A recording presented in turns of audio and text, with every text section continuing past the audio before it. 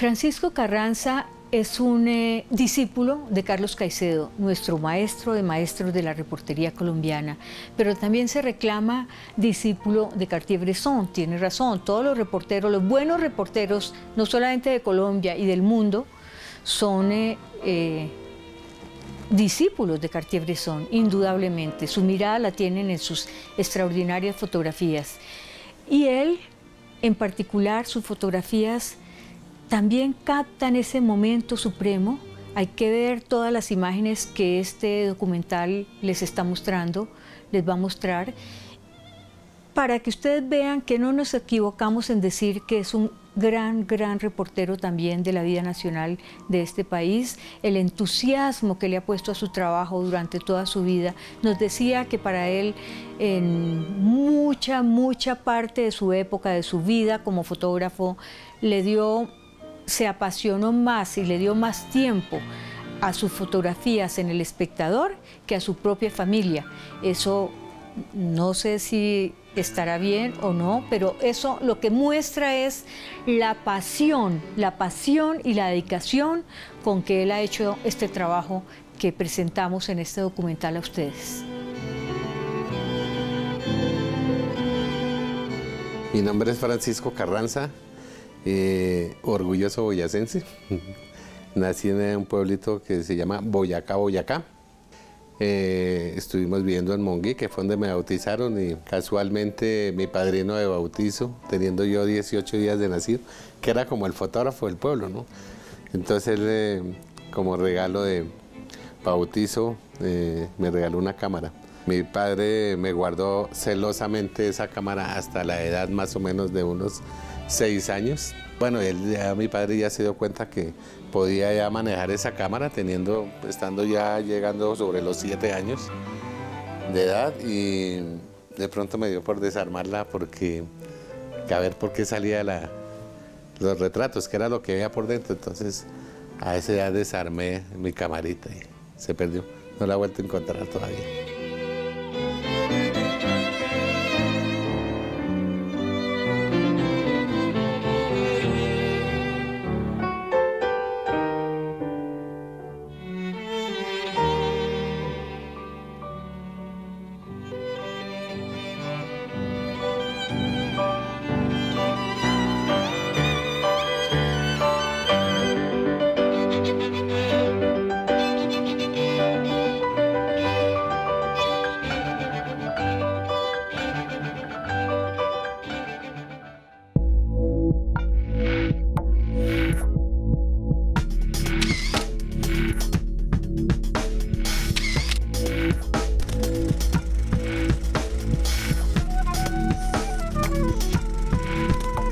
Por una recomendación de un amigo de mi abuelito, ingreso al Espectador, al diario El Espectador, como muchacho todero, ¿no?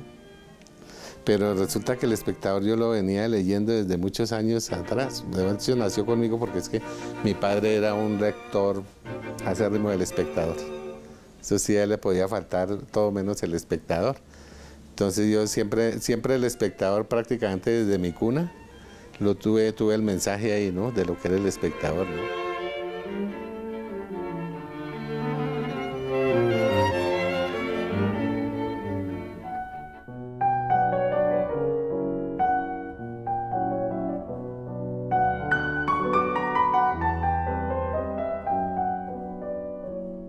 Ya ingresando yo al Espectador como todero, entonces para mí fue una alegría porque yo admiraba mucho al maestro Guillermo Sánchez. Me impactaba mucho porque en las fotos que publicaba El Espectador de los accidentes y todo eso, es decir, como ese impacto de la policía, de la algarabía de la gente, todo eso. Y para mí fue inmensa alegría cuando llegué y empezaron a decir, vean, este es el maestro Guillermo Sánchez, este es el maestro Tulio Guzmán, este es el maestro José del Carmen Sánchez Puentes, este es el maestro Pontón, este es el maestro Daniel Rodríguez, ¿sí?, el maestro Gabriel Sevilla. Entonces para mí fue una alegría verlos ya como en persona.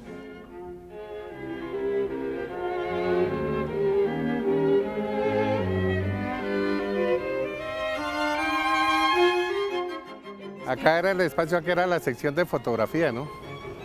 Aquí fue donde yo me inicié, aquí fue donde yo donde yo le daba rienda suelta a mis sensibilidades, ¿no? Ahí esa sección tiene muchos secretos, ¿no? De todas las que yo hacía aquí. Aquí aprendí, aquí experimenté, aquí compartí muchas cosas, ¿no?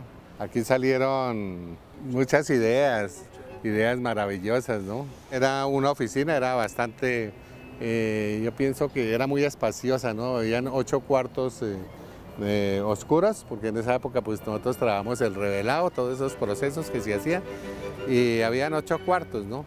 ¿Por qué? Porque en la época en que yo ingreso en el año 66, cada reportero gráfico tenía su cuarto oscuro. Todos mis grandes maestros han sido laboratoristas. En el caso mío yo lo tomo, digamos, en la época en que yo ingreso al Espectador, al laboratorio, ya directamente a trabajar allá. Yo no los miro a ellos como los fotógrafos del Espectador. Empiezo yo a mirarlos de otra manera, mis maestros. Cuando yo estaba revelando sus películas, mirando sus negativos, mirando sus cosas, ahí está el aprendizaje. Cómo cada uno empieza a poner su noticia en su estilo. Entonces, yo empecé a mirar 6 estilos diferentes. Entonces yo, por ejemplo, analizaba el que iba a fútbol, cómo era el comportamiento de este maestro, el otro maestro. Y eso me sirvió mucho, o muchísimo. Eso hizo también parte de mi construcción, porque es que yo empiezo ya a crear mi propio estilo. Dentro de un mismo contexto de una información, de una noticia, entonces empiezo yo a extractar a cada uno de los maestros alguito para hacer mi propia construcción, ¿no?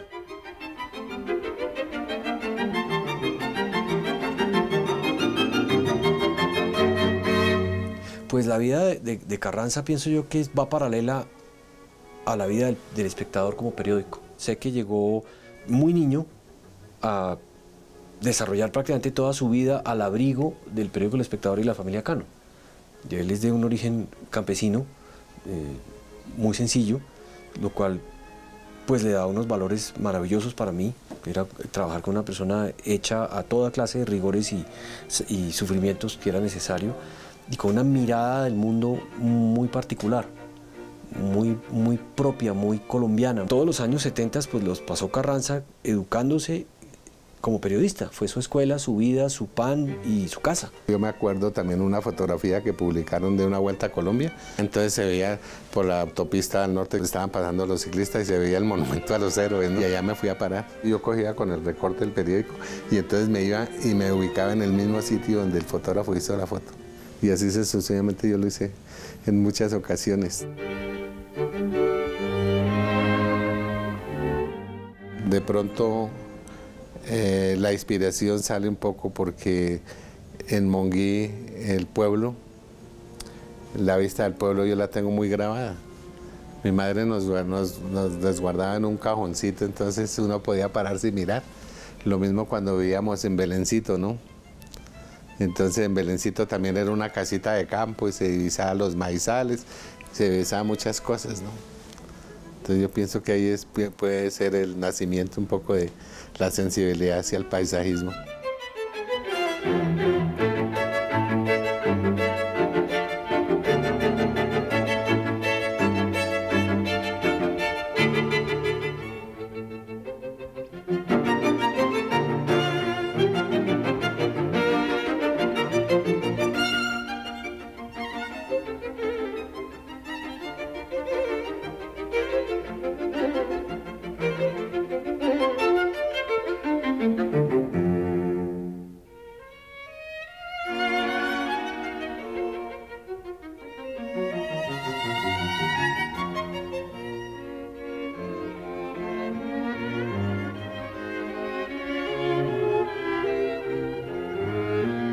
Me llamaron para que le llevara una gaseosa al maestro Alberto Garrido, que en esa época era el jefe de personal del diario El Espectador.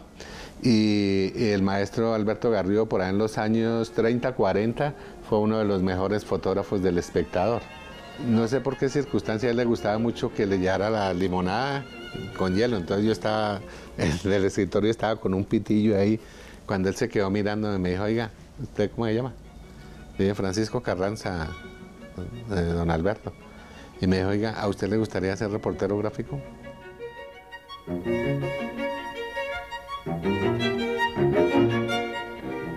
Bueno, obviamente pues él me habría visto en muchas ocasiones allá en fotografía, entonces claro, yo llego y me sorprendo yo y me dice, y yo claro, inmediatamente le digo, claro, sí señor, y yo, uff.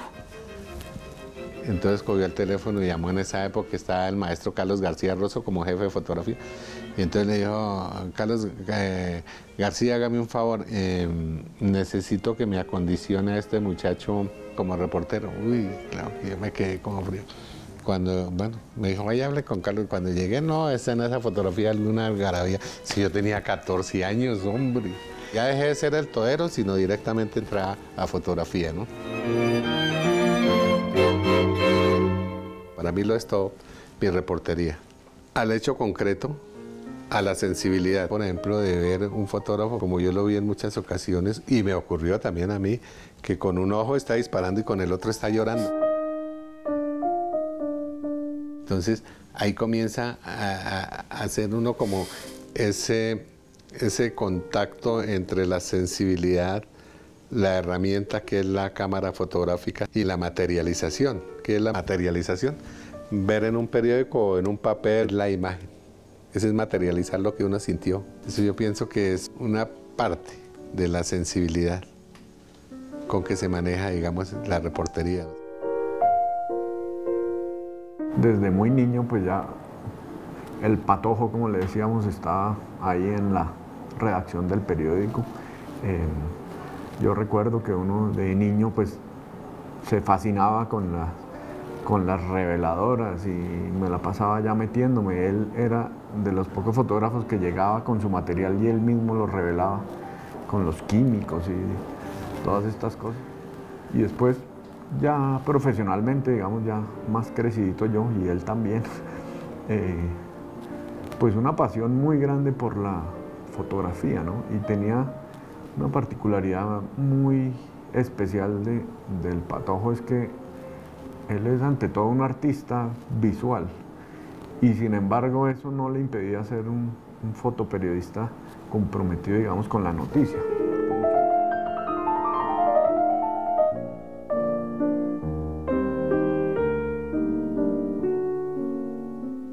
Yo llego en agosto de 1972, eso sí no me puedo olvidar, porque llegué aquí detrás de mi novia, ¿no? Pues no, uno enamorado, entonces uno empieza a imaginarse muchísimas cosas. Es que carajo, unos abuelitos hacemos. Hoy de pronto va a haber muchos niños que están en el parque, ¿no? Y yo llegué en una flota y lo primero que aquí fue donde me dejó la flota, exactamente en este sitio, ¿no? En cambio de ponerme a preguntar ya por mi novia, que estaba aquí en el pueblo, me saco mi cámara y me dedico a tomar fotografías, ¿no?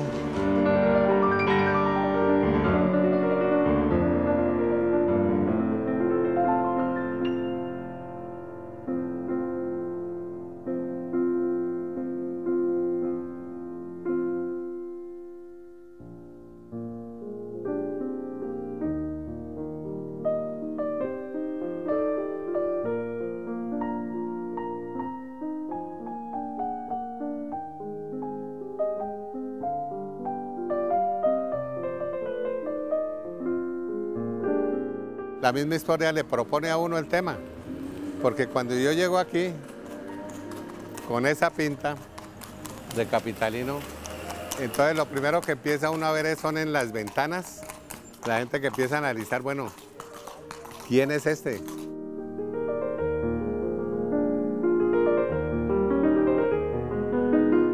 En cualquier sitio, ¿no?, que uno se encuentre. Ahora mismo nos encontramos en la capilla, entonces me acabo de encontrar un ángulo.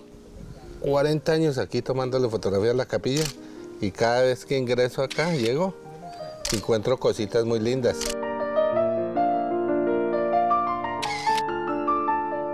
Y siempre que yo vengo, siempre me encuentro unos ángulos diferentes, ¿no? Siempre me encuentro, entonces no hay mejor satisfacción para uno que encontrarse, siempre descubrir cosas nuevas, ¿no?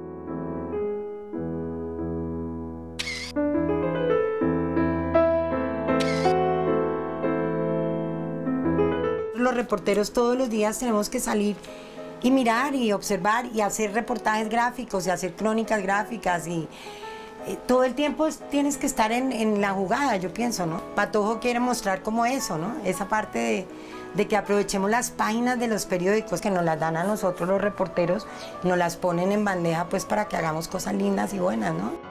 Mis primeras fotografías, cuando yo aprendo a hacer fotografía taurina, eso se le debo a mi maestro Manuel H. Rodríguez, que en esa época él era el número 1 como fotógrafo taurino.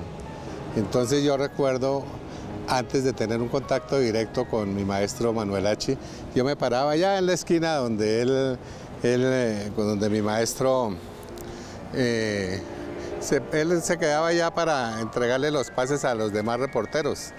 Y entonces para mí lo más importante era escucharlo, solamente cómo hacía las fotografías. Ya efectivo, cuando yo llego a ser reportero y ya me envían aquí a cubrir toros, entonces la otra tarea era mirar cómo hacía las fotografías él. ¿Qué se maneja ahí? Ahí se maneja la estrategia. ¿Cuál es la estrategia? Salirme del contexto a la fotografía que estaba haciendo el maestro Manuel H., porque era una fotografía clásica, ¿no? Entonces yo me dedico ya a descubrir otro tipo de reportería. Yo tengo una fotografía donde el toro aparece como llorándole a un miembro de la cuadrilla en un burladero, ¿no? Entonces, al descubrir yo ese tipo de fotografía, yo me di cuenta que se podía mostrar un aspecto diferente, lo que era la lidia de un toro.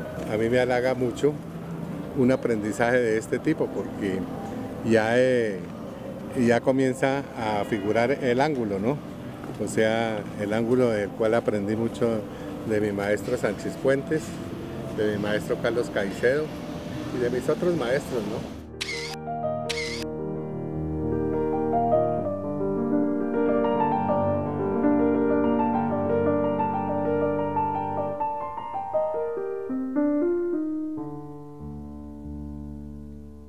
Mi gran maestro Carlos Caicedo. Él fue el principal constructor de la base de mi gran torre de construcción que yo he hecho en la reportería en Colombia. De él aprendí muchas cosas, como primera medida, la ética, el ángulo, porque es que el maestro Carlos Caicedo tenía algo muy particular, que eran los ángulos. Era muy curioso que podíamos estar 10, 12 fotógrafos en un sitio y era el que mejor sacaba la fotografía. Y muchas veces cuando me le igualaba al maestro, era la primera persona que sacaba adelante. Me decía, yo ya cumplí, siga usted adelante, maestro. Eso me lo escribió él en un libro. Eso era lo que yo estaba buscando en mi juventud, alguien que me adoptara profesionalmente. En misiones que me encontraba yo con mi maestro Carlos Caicedo, mis compañeros ya de reportería les tenían miedo al maestro Carlos Caicedo, precisamente porque el maestro inspiraba tanto respeto, ¿no? Pero para mí era al contrario. A mí me fascinaba ir a competir con el maestro, porque yo estaba en una escuela de entrenamiento, estaba construyendo. Bueno, esa relación estuvo hasta que sale pensionado el maestro. Posteriormente sigue y aún continúa la relación, y continúa todavía la relación de gratitud, más que todo la persona que fuera mi padre fotográfico, mi padre profesional, porque yo veía mucho más sincero un consejo por mi maestro Carlos Caicedo. Bueno, mi fotografía yo la defino por algo que yo he creado, porque es que, lo que le digo, yo he creado el eje óptico. Entonces, dentro de todos mis contextos, de todo lo que tengo en mi construcción, yo construí algo que llama el fotógrafo activo o el fotógrafo pasivo. Entonces, ¿cómo me defino? Y yo me defino pasivo. Entonces, la definición de un fotógrafo pasivo es aquel que es muy sentimental, que todas sus fotografías transmiten sentimiento, pero es rápido. Y el fotógrafo activo es el que mira el instante y avanza. Entonces, ¿qué es lo que ocurre? De pronto puede pensar que el activo es más fuerte, es aquel tipo que anda metido en lo que sea, que logra muchas cosas, ¿cierto? Y el pasivo es el que va atrás pensando. Entonces llega el fotógrafo, por ejemplo, de prensa, y entonces llega y toma el impacto. El impacto son las bombas, la destrucción, todo lo que es la tragedia. Y el pasivo viene detrás, pero el pasivo va pensando en el sentimiento, va pensando en el mensaje. Entonces ese es el reportero gráfico pasivo. Entonces yo lo he definido así. El eje óptico, que es un sitio en mi cerebro donde yo debo de almacenar todos los conocimientos. Aprender a mirar, lo considero yo que es grabar una inquietud de algo, conocer algo, dentro del mismo contexto que ya conoce uno. Un reportero hace su propio círculo, entonces llega uno, tiene su círculo, su circunferencia. Entonces un reportero vive su mano derecha, aparte de sus herramientas de trabajo, está su circunferencia, los 360 grados. ¿Cuáles son los 360 grados? Aprender a mirar. El reportero no solamente está aquí, estoy aquí registrando, yo tengo también que estar analizando qué está haciendo el otro, no es competencia, ¿no? Entonces, ¿qué está haciendo el otro? ¿Para qué? No con el ánimo de revisar algo, sino para mirar que yo puedo irme para otro lado y buscar un tipo de fotografía diferente, ¿no? La foto de Carranza a 6 columnas a veces era casi que un editorial del periódico, y así le daba la importancia a don Guillermo Cano. Entonces, una fotografía, cuando le tocó cubrir, por ejemplo, el Palacio de Justicia, él era el que estaba más cerquita a la Plaza de Bolívar. Y a riesgo de su vida y a riesgo de todo, llegó con unas imágenes impresionantes. El 6 de noviembre del 85, me acuerdo yo. Es que yo tenía una cita aquí con un personaje para hacerle un reportaje gráfico exactamente aquí en la Plaza de Bolívar. Yo venía para acá por radioteléfono, el espectador que me acercara aquí rápidamente, que parece que habían asaltado un banco. Y llego yo aquí a la Plaza de Bolívar y esto ya estaba todo parapetado aquí de los soldados, aquí a este lado. Lo primero que llegué y me ubiqué fue aquí en esta esquina, en la esquina aquí de la alcaldía, esa es la esquina sur de la alcaldía. Y yo desde ahí hice la famosa fotografía esa del soldado disparando en primer plano y al fondo aquí lo que era en esa época el Palacio de Justicia, ¿no? Pues uno veía, bueno, eso empezó a llegar mucho ejército, llega ejércitos, tanques, más ejército. ¿Cuántos podrían haber adentro? 20 o 30 subversivos, ¿no? Y siempre un batallón completo, ¿no? Que uno decía, bueno, ¿por qué es decir, eso ha podido hacer negociaciones ahí, se ha podido salvar la vida de los magistrados, ¿no? Se cumplía un año de la tragedia de Armero, entonces don Guillermo Cano decidió que fuera un grupo de reporteros y de fotógrafos a cubrir a ver cómo estaba la zona después del año de la tragedia. Entonces empezamos a buscar y lo que más nos había impactado era eso, encontrar restos humanos.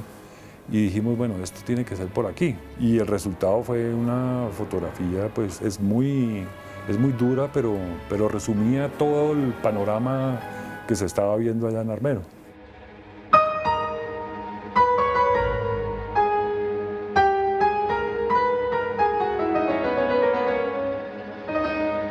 La reportería gráfica es diferente. Cuando uno está haciendo ese tipo de cosas, si yo me pongo a pensar qué foto voy a hacer, no voy a hacer absolutamente nada. Simplemente el reportero va avanzando y el reportero va tomando todo lo que está viendo a su alrededor. Otra cosa es que ya cuando la producción está hecha es cuando empieza uno a darse cuenta qué fue lo que hizo. Porque es una reportería muy rápida, ¿no? Y es una reportería donde está en juego algo que es la vida de uno, ¿no? Le toca a uno estar muy pendiente de eso, ¿no? De tanto la vida de uno como informar, ¿no? Informarle al país, ¿no? Cuando andas, eso fue en el año 89, ¿no? Pues a esa hora, eso fue como a las 6:30 de la mañana más o menos. Yo estaba en la casa, yo entraba ese día a las 5 de la tarde de turno al espectador. Entonces yo inmediatamente cogí mis equipos y arranqué para acá. Aquí estuve, yo creo que yo me gastaría en llegar aquí, póngale, yo creo que ni media hora. Y entonces llega uno, bueno, lo primero que se encuentra es el caos todavía, ¿no? No, es que no se puede describir todo lo que uno veía, ¿sí? De los atentados más salvajes fue acá. Porque es que aquí, digamos, aquí también murió mucha gente, ¿no? Había que hacer la gráfica, ¿no? Había que registrar la historia, ¿no? Pero eso fue de todas maneras duro.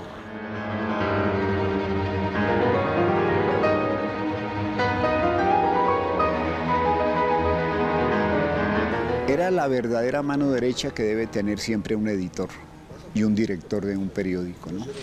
Creatividad, con sensibilidad y con la foto periodística para el caso. En la casa eso era aceptado y sabían que esa era su pasión. Él no tenía ningún inconveniente, sin ninguna necesidad de levantarse a las 3, 4 de la mañana y subirse a un cerro a retratar el panorama, a retratar la ciudad.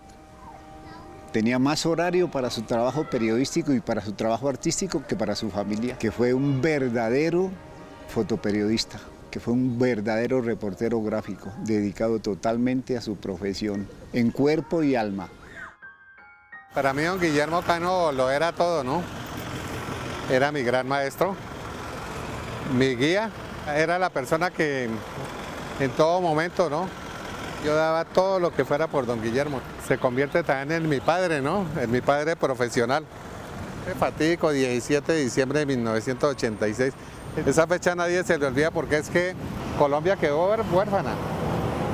Y de paso, pues nosotros también. Yo sí dije, aquí se acabó todo. Aquí acabaron con El Espectador, acabaron con la opinión para el pueblo colombiano, ¿no? Yo seguí en la lucha porque esa era la ideología de don Guillermo, no había que seguir en la lucha, como fuera. Era lo que había que hacer en honor de un hombre, ¿no? Que con su libreta de apuntes defendía el pueblo colombiano. Aquí fue ese día, ese 17 de diciembre que don Guillermo salió de allá. Sobre las 7 de la noche que él siempre acostumbraba a salir, aquí hacía una U y aquí ya tomaba rumbo al norte, ¿no? Ahí lo estaban esperando. Cuando me integro al equipo de fotógrafos del Espectador, me doy cuenta que en Carranza encuentro siempre un modelo a seguir como un gran fotógrafo, como la persona que siempre está muy disciplinada a la hora de hacer del trabajo, que siempre llega antes, que siempre en las situaciones más tontas llegaba con fotos para proponer para primera página, y eso era muy importante. O sea, no necesitaba el gran evento para producir buenas fotografías, y había que aprenderle algo, y más que algo se le aprendió mucho durante los años que compartimos en El Espectador. Lo de la guerra civil de Nicaragua a mí me dejó convertido en un hombre de paz. Después de uno vivir todos esos conflictos, eso le enseña a uno la vida, porque es que empieza uno a analizar muchas cosas, ¿no? Fuera del lente. Es que fuera del lente uno piensa también muchas cosas. Fuera del lente le pega a uno, le pega en el alma, le da a uno fuerte. Lo que me pasó cuando llegamos a la toma en Managua, llegamos primero a la casa de Somoza, a la casa presidencial, y donde una señora se acerca y me dice, señor, ¿le puedo pedir un gran favor? Usted me puede, por lo menos le recomiendo los huesitos de mi hijo. Entonces dice un hombre, y así tantas situaciones que se le presentan a uno, ¿no? Entonces eso humanamente le pega a uno. La disciplina, la persistencia, la calidad, la rapidez. Un campo muy diferente sentirse reportero, de que la fotografía tiene que ser rápida. Una milésima de segundo es tiempo suficiente para hacer una gran fotografía.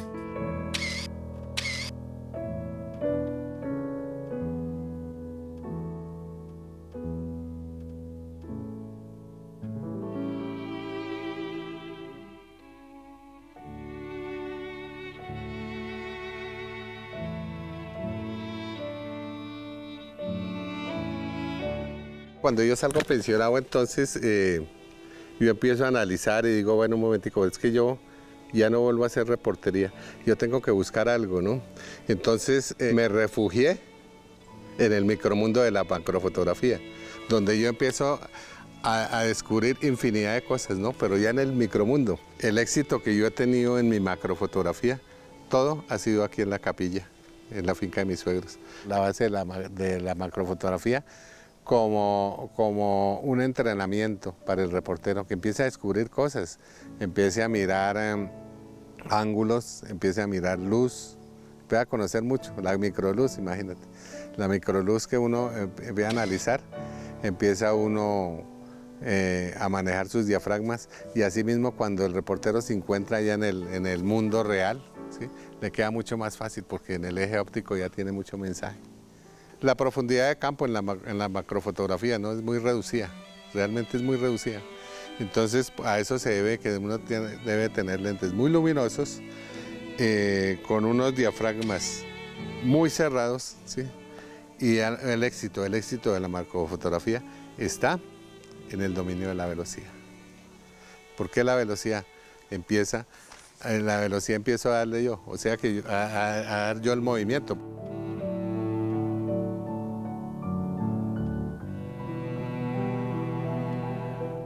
Lo más importante ahí es el manejo de la energía. Es lo que me permite muchas veces, por ejemplo, cuando me encuentro con un par de animalitos diminutos, ¿sí? Que son, o muchas veces, hablemos, por ejemplo, zancuditos, mosquitos, que dice uno, bueno, pero es que está uno andando, entonces de pronto uno hace cualquier movimiento y el animalito se va, no le interesa. Entonces digo, pero ¿por qué no conmigo? Entonces yo mismo me hallé la respuesta, porque es el campo de mi energía.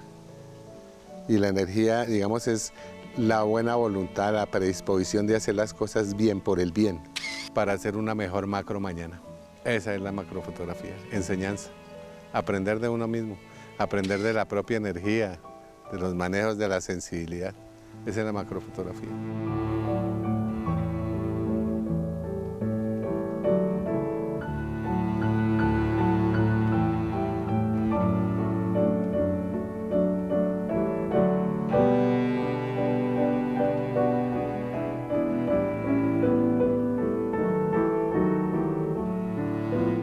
La fotografía para nosotros es la vida. Nosotros el día que nos quiten este aparato, la vida se nos acaba. Como persona, como fotógrafo, como amigo. Es que es más que un amigo, es un hermano. No, pues, que todos los homenajes que le hagan son poquitos, se quedan corticos. Porque fue una persona que se entregó a la fotografía, sacrificó su familia para entregársela a la fotografía. Y no, lo mejor para mi compadre.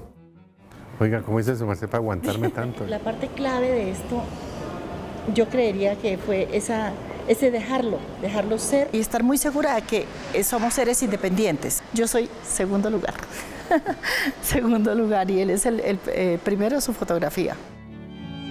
Juntas son los amores de mi vida, la fotografía y Alcira, ¿no? ¿Cómo titularía usted un documental sobre Francisco Carranza, o una crónica, o un texto?